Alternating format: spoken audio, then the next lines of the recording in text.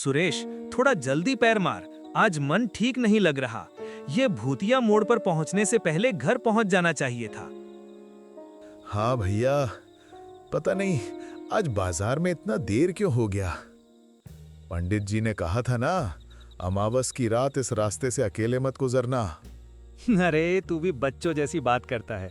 ये सब मन का वहम है। इतने साल से आ जा रहे हैं, क्या देखा है? बस हवा में बातें हैं। जैसे ही वे मोड़ के पास पहुंचते हैं, हवा अचानक रुक जाती है। टॉर्च की रोशनी में सामने का रास्ता एकदम सुनसान और गहरा दिखता है।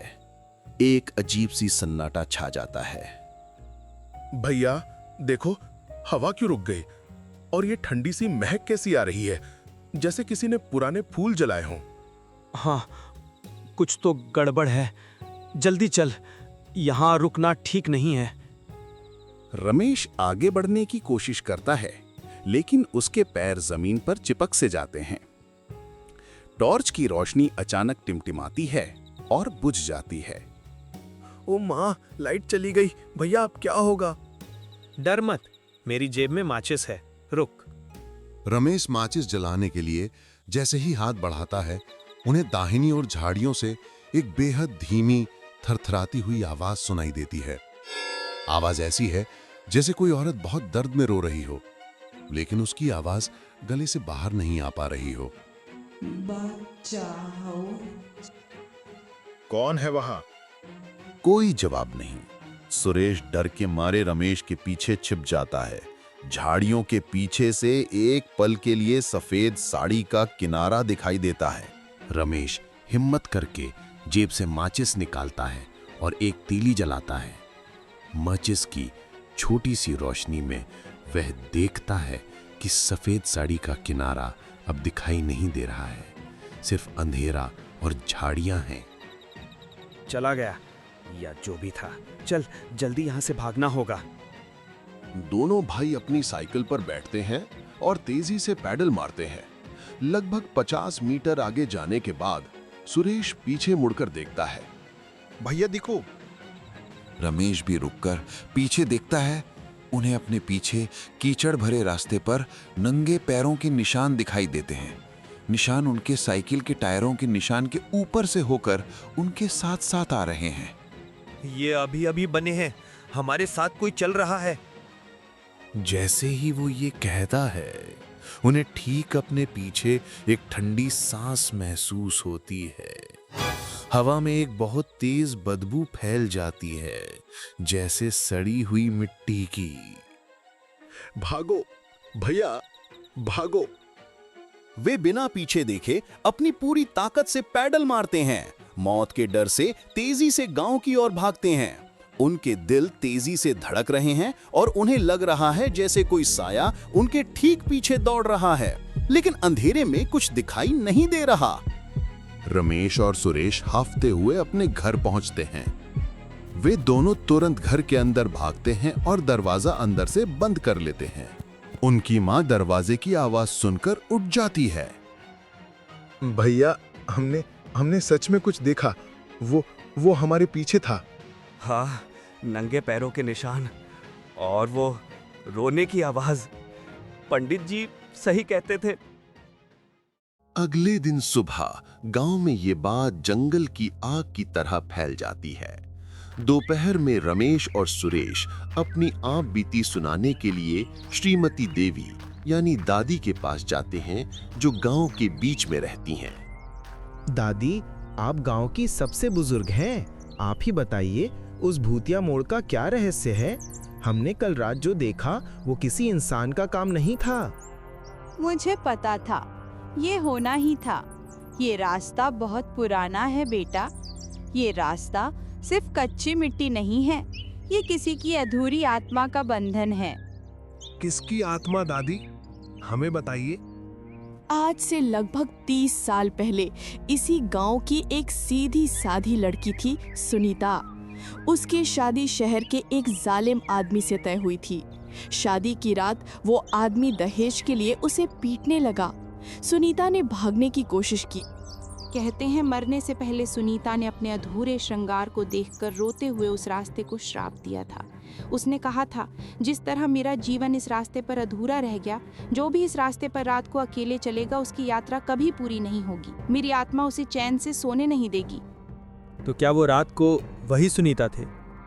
हाँ, उसका नाम अब कोई नहीं लेता। वो भटकती आत्मा अब सफेद चुड़ैल के नाम से जानी जाती है।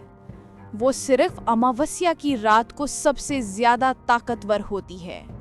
वो अपने अधूरे श्रृंगार को पूरा करने के लिए अकेली लड़कियों को निशाना बनाती है और पुरुषों को रास्ता भटकाती है। दादी, हमें क्या करना चाहिए? क्या हम अब उस रास्ते से कभी नहीं जा पाएंगे? हमारा तो पूरा कारोबार उसी रास्ते पर निर्भर है। मैंने तुम्हें चेतावनी दी थी। अब बचने का एक ही तरीका है, लेकिन वो बहुत खतरनाक है। तुम्हें उस रास्ते पर जाकर सुनीता की आत्मा को शांति दिलानी होगी। तुम्हें उसका अधूरा श्रृंगार पूरा करना होगा। अधूरा श्रृंगार हम कहाँ ढूंढेंगे? उसके कुछ गहने जिसे मैं इतने सालों से छिपा कर रखे हूँ। एक चूड़ी, एक बिंदी और उसकी टूटी हुई मांग टीका।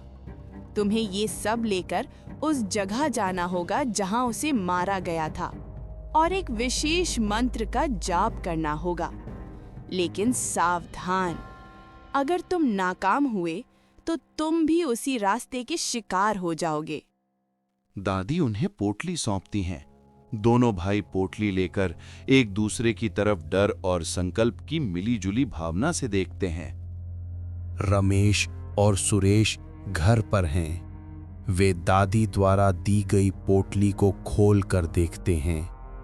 पोटली में एक पुरानी जंग लगी चूड़ी, एक सूखी हुई बिंदी और मिट्टी लगा हुआ एक आधा टूटा हुआ मांग टीका है। ये सब देखकर उनके हाथ कांप रहे हैं। भैया, क्या हमें सच में जाना चाहिए? दादी ने कहा था अगर हम नाकाम हुए तो। सुरेश, हमें जाना ही पड़ेगा। तूने नहीं सुना दादी ने क्या कहा? हमारा पूरा कारोबार, गांव का रास्ता सब ठप हो जाएगा। लोगों को रोज उस रास्ते से गुजरना पड़ता है। अगर सुनीता की आत्मा सच में भटक रही है तो हमें उसे मुक्ति दिलानी होगी। ये सिर्फ हमारे लिए नहीं, पूरे गांव के लिए है। लेकिन उस रात उसने हमें लगभग पकड़ लिया था। अगर वो फिर आ गई तो? इस बार हम तैयार होकर जाएंगे। दादी ने हमें मंत्र भी दिया है और हम दोनों साथ होंगे। डरना मत। हम सूरज डूबने के बाद 9 बजे निकलेंगे। रमेश कमरे के कोने से एक पुरानी लकड़ी की छड़ी निकालता है जिसे उनके पिता उपयोग किया करते थे और उसे अपने पास रखता है।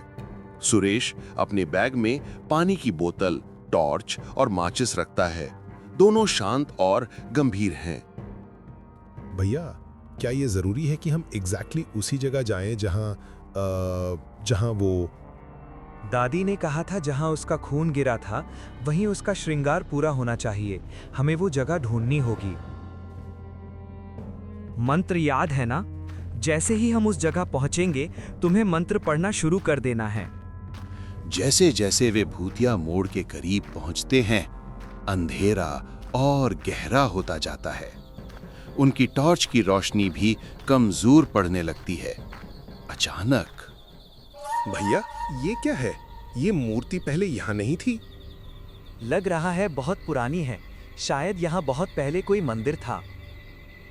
रमेश टॉर्च की रोशनी मूर्ति पर डालता है और वो देखता है कि मूर्ति के सीने पर लाल रंग के कुछ धब्बे हैं जो सूखे हुए खून की तरह लग रहे हैं। ठीक उसी समय उन्हें अपने दाहिनी ओर की झाड़ियों से फिर से वो धीमी दर्द भरी रोने की आवाज सुनाई देती है।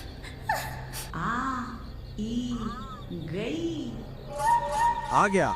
जल्दी कर सुरेश, ये जगह वही है। मूर्ति के पीछे देख। रमेश जल्दी से टूटी हुई मूर्ति के पीछे टॉर्च मारता है और वो देखता है कि जमीन की मिट्टी गीली और खून के रंग की है। ये वो जगह है। रमेश और सुरेश तुरंत घुटनों के बल जमीन पर बैठ जाते हैं। सुरेश ने पोटली खोली और मंत्र पढ़ना शुरू किया। हवा तेजी से चलने लगती है और उनके ओम शांति देव्यै विद्महे सुनीतायै धीमहि। सुरेश, गहने पहनो। रमेश अंधेरे में ही हाथ से टटोलता है और सबसे पहले चूड़ी उठाता है। ठीक उसी क्षण उन्हें अपने ठीक सामने अंधेरे में एक सफेद साया दिखाई देता है। साया धीरे धीरे एक औरत के आकार में बदल जाता है। उसकी आंखें एकदम खाली और डरावनी हैं और उसके बाल खुले हैं। ये सुनीता की आत्मा है। कौन हो तुम? मेरे रास्ते में क्यों आए हो? मेरा श्रृंगार, मेरा जीवन अधूरा है। आत्मा तेजी से उनकी तरफ बढ़ती है। सुरेश डर के मारे मंत्र भूल जाता है और रमेश के पीछे छिप जाता है। रमेश अपनी पूरी हिम्मत बटोरता है और तुरंत चूड़ी को जमीन पर उस लाल मिट्टी के ऊपर रखता है। सुनीता, हम तुम्हें मुक्ति दिलाने आए हैं। तुम्हारा श्रृंगार अधूरा नहीं रहेगा। जैसे ही रमेश चूड़ी को जमीन पर रखता है, सुनीता की आत्मा एक पल के लिए रुक जाती है। उसके चेहरे पर गुस्से की जगह दर्द और भ्रम का भाव आता है। चूड़ी, मेरी चूड़ी। रमेश तुरंत दूसरी चीज, बिंदी, उठाता है और उसे भी जमीन पर रखता है। वो सुरेश को इशारा करता है कि वो मंत्र पढ़ना जारी रखे। तन्नो मोक्षः प्रचोदयात्।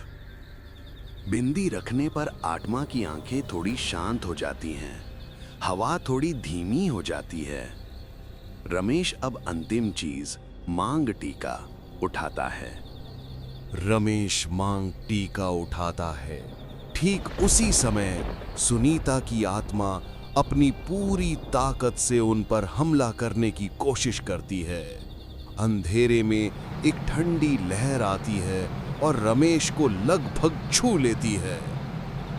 मत रोको मुझे, मैं बदला लूंगी। सुनीता, तुम्हारा बदला पूरा हो चुका है। तुम्हारे हत्यारों को उनकी सजा मिल चुकी है। अब तुम शांति से जाओ। जैसे ही मांग टीका जमीन को छूता है, एक तेज चमकदार रोशनी उस जगह को घेर लेती है।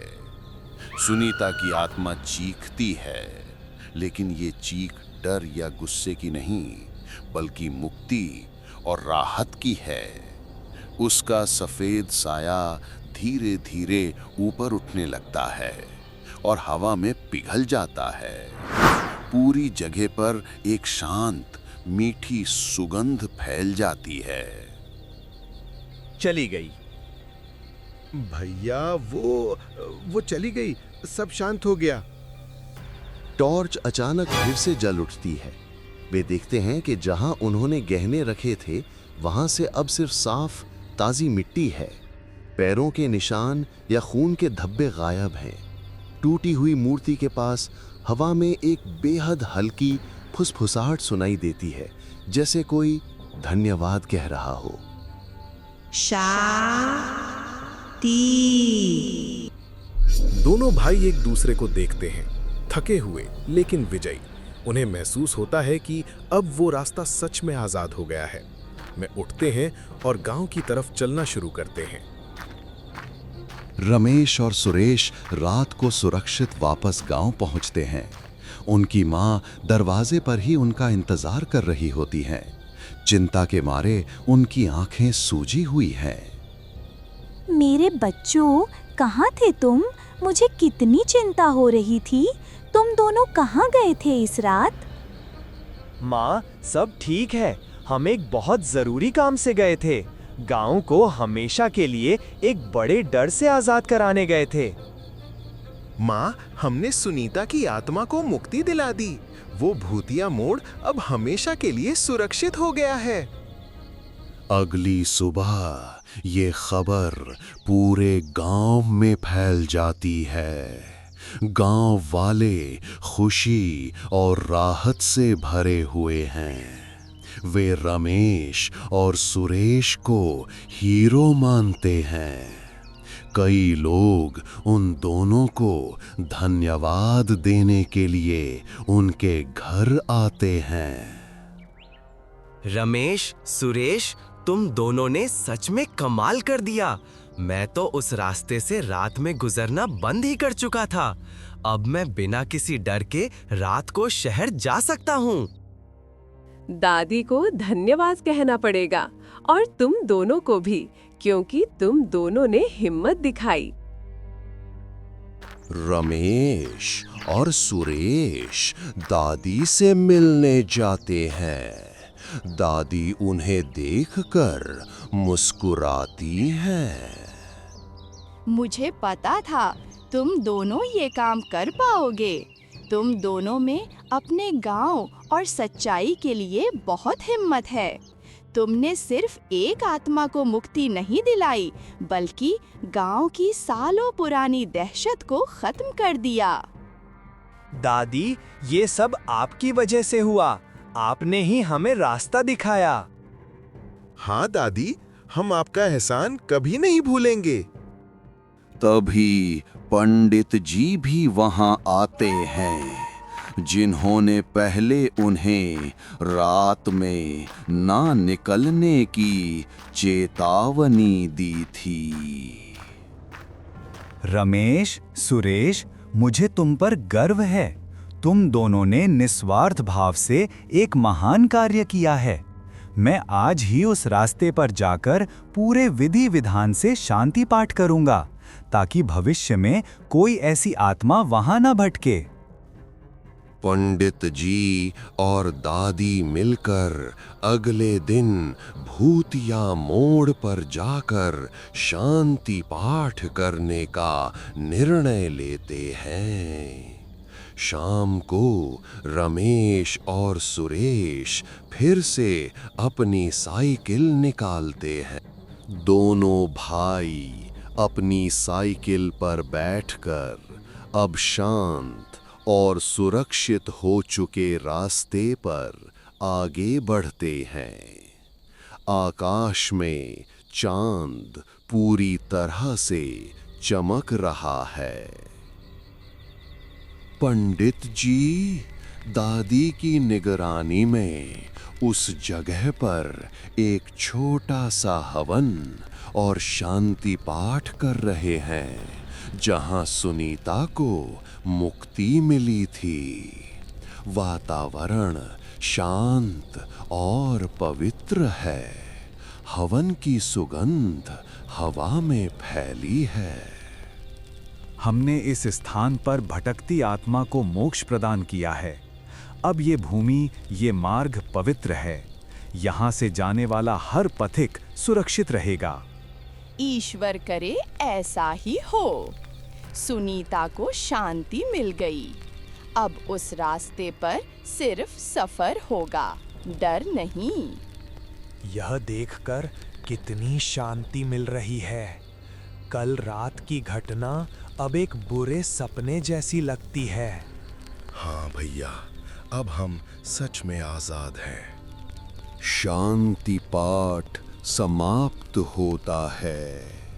पंडित जी सभी को प्रसाद देते हैं और सलाह देते हैं कि अगले कुछ दिनों तक रात में वहां तेल का दीपक जरूर जलाया जाए। दीपक की ज्योति इस स्थान को और भी बल देगी। गांव वाले खुशी खुशी घर लौटते हैं। रमेश और सुरेश रात को दीपक जलाने का जिम्मा लेते हैं। शाम को दोनों भाई वहां एक छोटा सा मिट्टी का दिया जलाते हैं और वापस आ जाते हैं।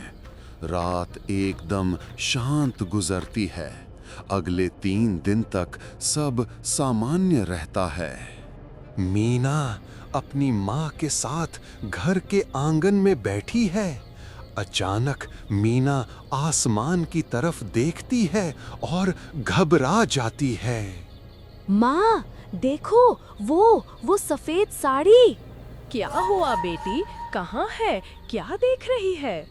छत के ऊपर वो उड़ रही है, लेकिन अब नहीं दिख रही। माँ उसे डांटती है और कहती है कि ये उसकी कल्पना है। लेकिन अगले दिन गांव में 2 और अजीब घटनाएं होती हैं। एक किसान का पालतू कुत्ता मर जाता है और उसकी मौत का कारण समझ नहीं आता। और रात को गांव के बाहर वाले तालाब का पानी अचानक एकदम काला पड़ जाता है। रमेश और सुरेश ये खबरें सुनकर चिंतित होते हैं। वे दादी के पास जाते हैं। दादी, सुनीता की आत्मा को तो मुक्ति मिल गई थी ना, फिर ये सब क्यों हो रहा है? मीना ने रात में सफेद परछाई देखी।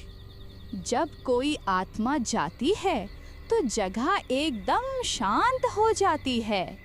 ये लक्षण तो किसी नई गड़बड़ी के हैं। हो सकता है सुनीता के जाने से कोई और दरवाजा खुल गया हो। या फिर शायद सुनीता को सच में मुक्ति नहीं मिली। नहीं, मैं जानती हूँ उसे मुक्ति मिल गई है, लेकिन उसके जाने के बाद अब उसकी कहानी से जुड़े इंसानी गुनाह और उनका साया लौट रहा है। रमेश और सुरेश चबूतरे पर बैठे हैं और गांव वालों से अजीब घटनाओं के बारे में बात कर रहे हैं।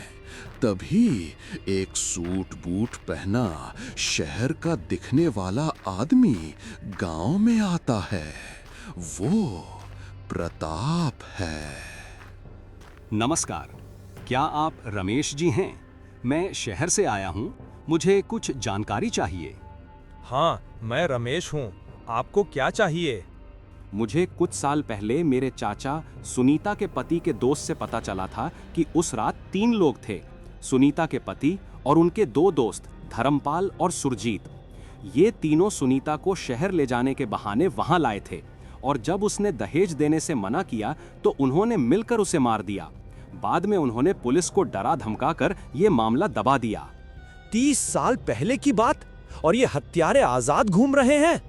हाँ, मेरा चाचा मर चुका है, लेकिन मरने से पहले उसने मुझे ये बात बताई थी, क्योंकि उसे डर था कि सुनीता की आत्मा उसे चैन से नहीं सोने देगी। मुझे लगता है आत्मा के जाने के बाद अब उनका साया, उनका अधूरा गुनाह इस गांव को परेशान कर रहा है। ये बात सच हो सकती है। हत्या का गुनाह अगर पूरा न हो तो वो भी एक भारी बोझ होता है जो जगह को दूषित करता है। सुनीता को न्याय मिलना बाकी है। तो हत्यारे कहाँ हैं? धर्मपाल और सुरजीत? धर्मपाल शहर में एक बड़ी जमीन जायदाद का मालिक बन गया है। सुरजीत अब गांव से 50 किलोमीटर दूर एक पुरानी बंद पड़ी फैक्ट्री चलाता है। मुझे लगता है अगर हमें कोई ठोस सबूत चाहिए तो हमें शहर जाना होगा। ठीक है, अब ये सिर्फ आत्मा का मामला नहीं है, ये न्याय का मामला है। हम इस गांव को तब तक शांति नहीं दे सकते जब तक ये तीनों, अब 2 बचे हुए हत्यारे सजा ना पाएं। हम शहर जाएंगे भैया, हम वो पुरानी हवेली ढूंढेंगे। हम सुनीता को पूरा न्याय दिलाकर ही दम लेंगे। रमेश और सुरेश प्रताप के साथ मिलकर अगली सुबह शहर के लिए निकलने की योजना बनाते हैं। रमेश, सुरेश और प्रताप शहर के बाहरी इलाके में स्थित एक बहुत पुरानी खंडहर हो चुकी हवेली के सामने खड़े हैं। हवेली चारों ओर से ऊंची दीवारों और टूटे हुए शीशों से घिरी है। यही है राठी हवेली। 30 साल पहले ये तीनों की मुलाकात की जगह थी। ये तो पूरी तरह वीरान है, यहाँ कोई नहीं आता होगा। इतनी बड़ी हवेली में हम कहाँ ढूंढेंगे? हमें क्या ढूंढना है ये भी नहीं पता। हमें उनकी पुरानी चीजें, उनके गुप्त कमरे या कोई डायरी ढूंढनी होगी। हम अलग अलग हिस्सों में ढूंढते हैं। तीनों हवेली के अंदर जाते हैं। अंदर धूल, जाले और टूटे फूटे फर्नीचर हैं। हवा में सीलन की बदबू है। हवेली के अंदर अजीबोगरीब आवाजें आती हैं, जैसे छत से कुछ गिर रहा हो या चूहे दौड़ रहे हों। यहाँ सिर्फ पुराने कपड़े और टूटे हुए खिलौने हैं। यहाँ तो पूरा कमरा खाली है, सिर्फ एक पुरानी अलमारी है, लेकिन वो बंद है। यहाँ आओ, मुझे लगता है ये उनका गुप्त ठिकाना था। तीनों तहखाने का दरवाजा खोलते हैं। तहखाना छोटा और अंधेरा है। एक छोटी सी मेज, 2 कुर्सियां और एक लकड़ी का बक्सा है। ये बक्सा देखिए, शायद इसमें कुछ हो। बक्सा बंद है, लेकिन सुरेश एक छोटी सी रॉड से उसका ताला तोड़ता है बक्सा खुलते ही उन्हें कुछ पुराने पत्र और एक मोटी जिल्द वाली डायरी मिलती है। ये तो सुनीता के पति की लिखावट है। हाँ हाँ, इसमें लिखा है 30 साल पहले की तारीख लिखी है। उसने लिखा है, सुनीता को मारना जरूरी था। धर्मपाल ने उसका गला दबाया और सुरजीत ने सबूत मिटाने में मदद की। हम तीनों दोषी हैं। उसका श्राप हमें छोड़ेगा नहीं। मैं अपने गुनाह को इस डायरी में हमेशा के लिए दफन कर रहा हूँ। मिल गया, हमें सबूत मिल गया। ये डायरी ही सुनीता को न्याय दिलाएगी।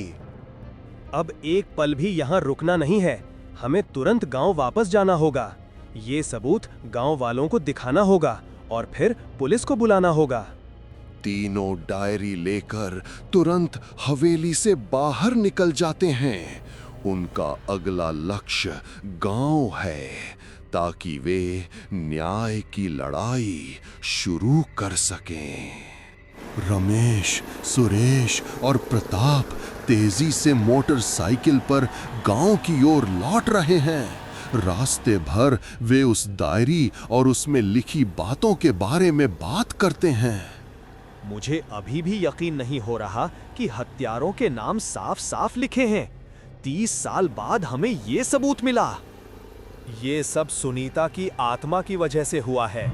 उसने हमें रास्ता दिखाया ताकि उसे पूरा न्याय मिल सके। अब हमें ये सुनिश्चित करना होगा कि धर्मपाल और सुरजीत सजा पाएं। मैंने शहर के एक पत्रकार को फोन किया है। मैंने उन्हें बताया है कि मेरे पास 30 साल पुराने हत्या के मामले का सबूत है। अगर गांव में कुछ होता है तो वो कल सुबह यहाँ पहुँचेगा। हमें सबूतों को सुरक्षित रखना होगा। जैसे ही वे भूतिया मोड़ अब सुनीता मार्ग से गुजरते हैं, उन्हें वहां जली हुई दियों की रोशनी दिखाई देती है। सड़क एकदम शांत है, लेकिन उन्हें अब डर की जगह एक अजीब सी प्रेरणा महसूस होती है। देखो सुरेश, यहाँ अब कोई डर नहीं है, सिर्फ शांति है। हाँ भैया, अब हमें सिर्फ इस शांति को बनाए रखना है, हत्यारों को सजा दिलाकर। गांव के मैदान में एक बड़ी सभा बुलाई गई है। सभी गांव वाले, पुरुष, महिलाएं और बच्चे इकट्ठा हैं। रमेश और सुरेश मुखिया के साथ मंच पर खड़े हैं। सुनो गांव वालों, 30 साल पहले हमारी बेटी सुनीता के साथ जो अन्याय हुआ था, उसका सच अब हमारे सामने है। रमेश आगे आता है और डायरी की बातों को पढ़कर सुनाता है। वो हत्यारों धर्मपाल और सुरजीत के नाम बताता है। इन दोनों ने मिलकर सुनीता के पति के साथ हमारी बेटी की निर्मम हत्या की थी और उसे भूतिया मोड़ पर फेंक दिया था। ये आजाद घूम रहे हैं, जबकि हमारी बेटी की आत्मा भटकती रही। गांव वालों में गुस्से की लहर दौड़ जाती है। लोग उन्हें सजा दो, न्याय चाहिए जैसे नारे लगाने लगते हैं। हमें शांत रहना होगा। अब आत्मा का न्याय पूरा हो चुका है। अब हमें इंसान का न्याय पूरा करना है। हमें तुरंत पुलिस को बुलाना चाहिए। हमने शहर के पत्रकार को भी बुलाया है। ये मामला अब दबने वाला नहीं है। ठीक है, हम अभी पुलिस को फोन करते हैं। धर्मपाल और सुरजीत को उनके कर्मों की सजा मिलनी चाहिए। रात भर गांव वाले जागते हैं। उनका डर अब न्याय की आग में बदल चुका है। अगले दिन सुबह गांव में पुलिस की गाड़ियां आती हैं। साथ ही शहर से पत्रकार भी पहुंच चुके हैं। हमें आपके द्वारा दी गई डायरी और सबूत मिल गए हैं। ये गंभीर मामला है, हम तुरंत कार्रवाई करेंगे। पुलिस डायरी को सबूत के तौर पर लेती है और गांव वालों के बयान दर्ज करती है। रमेश और सुरेश पूरी कहानी, हत्यारों के नाम और हवेली से डायरी मिलने तक की बात बताते हैं। पुलिस टीम तुरंत धर्मपाल और सुरजीत को गिरफ्तार करने के लिए उनके ठिकानों की ओर रवाना हो जाती है।